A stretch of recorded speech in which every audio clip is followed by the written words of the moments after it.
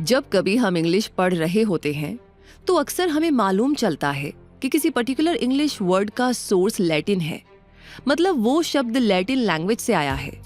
English में लगभग 60 से 80% तक शब्द लैटिन और ग्रीक से लिए गए हैं। पर आज के इस वीडियो में मैं ना ही इंग्लिश और ना ही ग्रीक या लैटिन की क्लास लेने वाली हूँ। आज बात होगी magister chirurgiae की।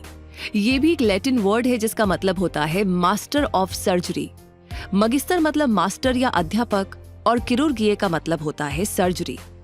तो इंडिया में अगर आप मास्टर ऑफ सर्जरी करना चाहते हैं तो इसके लिए आपके पास MBBS की डिग्री होनी चाहिए।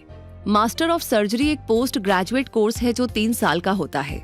MBBS करने के लिए नीट की तैयारी करनी पड़ती है और नीट देने के लिए किसी भी स्टूडेंट का साइंस स्ट्रीम से फिजिक्स, बायोलॉजी या बायोटेक्नोलॉजी और केमिस्ट्री से 10+2 पास करना जरूरी होता है और साथ ही इंग्लिश पर अच्छी पकड़ भी। तो नीट एग्जाम है गेटवे ऑफ MBBS और हमारी लाइब्रेरी में आपको how to prepare JEE and NEET together और नीट क्या है की पूरी जानकारी के नाम से 2 अलग-अलग वीडियोस मिल जाएंगे।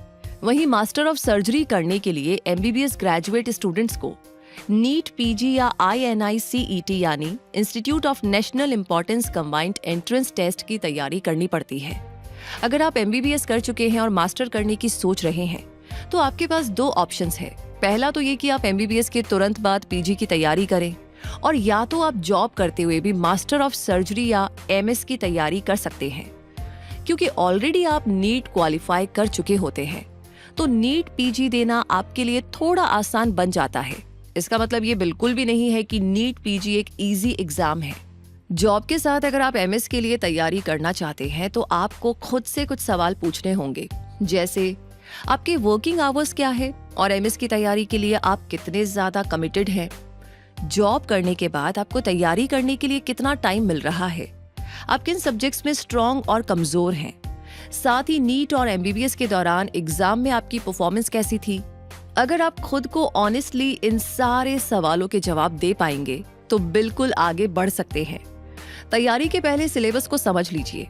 लेटेस्ट सिलेबस के अकॉर्डिंग नीट PG में anatomy, physiology, biochemistry, pathology, pharmacology, microbiology, forensic medicine, social and preventive medicine, general medicine में डर्मेटोलॉजी, वेनेरोलॉजी और साइकाइट्री, जनरल सर्जरी में ऑर्थोपेडिक्स, एनेस्थीसिया और रेडियो डायग्नोसिस, गायनेकोलॉजी और ऑब्स्टेट्रिक्स यानी स्त्री रोग, बाल रोग या पीडियाट्रिक्स, ENT और ऑप्थेल्मोलॉजी से सवाल पूछे जाते हैं। नीट PG एग्जाम में टोटल 800 मार्क्स होते हैं और 200 क्वेश्चंस। हर सवाल पर 4 नंबर और टोटल टाइम मिलता है 3.5 घंटे। अगर आप जनरल कैटेगरी स्टूडेंट है तो MS में एडमिशन पाने के लिए नीट PG में 550+ मार्क्स को सेफ स्कोर माना जाता है। हालांकि पिछले साल ministry of health and family welfare ने देश भर के मेडिकल कॉलेजेस में 13,000 से ज्यादा खाली सीट्स को फिल करने के लिए कट ऑफ को 0 कर दिया था। यानी नीट PG में 0 मार्क्स लाने वाले स्टूडेंट्स भी MS में एडमिशन ले सकते थे। नीट PG की तैयारी करने के लिए आपको सबसे पहले अपनी स्ट्रेटेजी बनानी होगी और एक स्टैंडर्ड स्ट्रेटेजी हम भी आपको सजेस्ट कर देते हैं। जैसे सबसे पहले आपका फोकस सेल्फ स्टडी पर होना चाहिए। अपनी तैयारी के टोटल टाइम का कम से कम 60% आपको सेल्फ स्टडी पर देना होगा और हर दिन पढ़ाई करनी होगी। अगर आप कोचिंग लेने की सोच रहे हैं तो ले सकते हैं, पर ये पूरी तरह से आपका पर्सनल डिसीजन होगा। बेहतर होगा कि वीकेंड्स में कोचिंग क्लासेस ली जाएं। कोचिंग क्लासेस का फायदा ये होगा कि आप डाउट क्लियरिंग सेशन में हिस्सा ले पाएंगे और किसी भी टफ टॉपिक पर अपने फेलो स्टूडेंट्स, फैकल्टी और मेंटोर की सलाह भी। तो बाकी बचे दिनों में घर पर पढ़ाई कीजिए और इसके अलावा आप प्रैक्टिस पेपर्स को सॉल्व कर सकते हैं। मॉक टेस्ट देना बिल्कुल ना भूलें। इससे आप में एग्जाम पैटर्न की समझ बढ़ेगी और आप टाइमली आंसर देने के भी आदी हो जाएंगे। मॉक टेस्ट देने से आप खुद की तैयारी का अंदाजा भी लगा पाएंगे। एक काबिल योद्धा वही होता है जो टाइम टू टाइम अपने हथियार पर धार चढ़ाता रहता है। कहने का मतलब रिवीजन से है। जब भी आपको फुर्सत मिले रिवीजन कीजिए। इससे आप पर प्रेशर क्रिएट नहीं होगा कि अरे एग्जाम आ गए और मैंने तो रिवीजन किया ही नहीं है। इसलिए पढ़ाई के साथ साथ रिवीजन का काम चलते रहना चाहिए। मुझे उम्मीद है अगर आप सही से तैयारी करेंगे तो नीट PG क्वालिफाई कर जाएंगे। एग्जाम सिलेबस और किताबी ज्ञान के अलावा भी MCH या मास्टर ऑफ सर्जरी कर रहे स्टूडेंट के अंदर critical thinking, cultural competency, communication, punctuality, negotiation and conflict resolution और वर्किंग विद कम्युनिटीज जैसी स्किल्स होनी चाहिए, क्योंकि हर दिन आपको ढेर सारे पेशेंट्स हैंडल करने होंगे और क्रिटिकल सर्जरीज भी करनी होती हैं। वैसे MCH या मास्टर ऑफ सर्जरी के जनरल सिलेबस की बात करें तो कोर्स के दौरान आपको gross anatomy, developmental anatomy, histology और histochemistry, dissection of entire body, anatomical techniques, immunology, genetics, bile physiology, neurology, applied anatomy और इससे जुड़े रीसेंट एडवांसमेंट्स भी पढ़ाए जाते हैं और प्रैक्टिकल के साथ प्रोजेक्ट वर्क भी मिलते हैं। इसके बाद आप जिस किसी भी फील्ड में आगे बढ़ेंगे उसका स्पेशलाइज्ड सिलेबस आपको कवर करना होता है। Neuro surgery, neonatology, cardiac anaesthesiology, neuro anaesthesiology, gastroenterology, neuro radiology, endocrinology, paediatric neurology, haematology, haematopathology, trauma, cardiothoracic vascular surgery, medical oncology, paediatric surgery, nephrology और ऑर्थोपेडिक्स में मास्टर ऑफ सर्जरी कर सकते हैं। MS करने के लिए इंडिया के टॉप गवर्नमेंट कॉलेजेस की लिस्ट को देखें तो AIIMS Delhi, AIIMS Bhopal, AIIMS Jodhpur, armed forces medical college Pune, AIIMS Rishikesh, Calcutta national medical college, BJ government medical college Pune, BIMS Belgaum जैसे इंस्टीट्यूट्स का नाम आता है। वहीं नीट PG में मिले कट ऑफ पर बेस करके भी आपको नेशनल या स्टेट लेवल का मेडिकल कॉलेज अलॉट हो सकता है। बात करें अगर सैलरी की तो मास्टर ऑफ सर्जरी के बाद एक जनरल सर्जन की एवरेज एनुअल सैलरी लगभग 15 लाख रुपए होती है। एक ENT सर्जन को 10 से 12 लाख रुपए, गायनेकोलॉजिस्ट को 15 लाख रुपए, ऑर्थोपेडिक सर्जन को 14 लाख रुपए और न्यूरो सर्जन को लगभग 30 लाख रुपए सालाना मिलते हैं, जो कम या ज्यादा भी हो सकते हैं। वैसे ये सब कुछ डिपेंड करता है कि आप कहाँ पर काम कर रहे हैं, आप कितने एक्सपीरियंस्ड हैं, गवर्नमेंट सेक्टर में है या प्राइवेट सेक्टर में, किस शहर में हैं और दिन में कितने केसेस को हैंडल कर रहे हैं उस पे भी।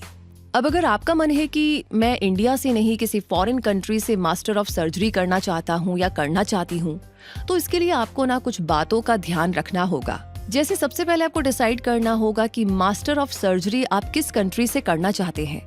इसके लिए आप ऑनलाइन रिसर्च भी कर सकते हैं या किसी मेंटोर की सलाह भी ले सकते हैं। हो सकता है कि आपका कोई जानने वाला ऑलरेडी विदेश में डॉक्टर है, तो उनकी राय भी ली जा सकती है। देश डिसाइड हो जाने पर जिस किसी फील्ड में आप स्पेशलाइजेशन करना चाहते हैं, उसके लिए उस देश में कौन सा इंस्टीट्यूट और यूनिवर्सिटी बेस्ट है, इसका पता लगाना होगा।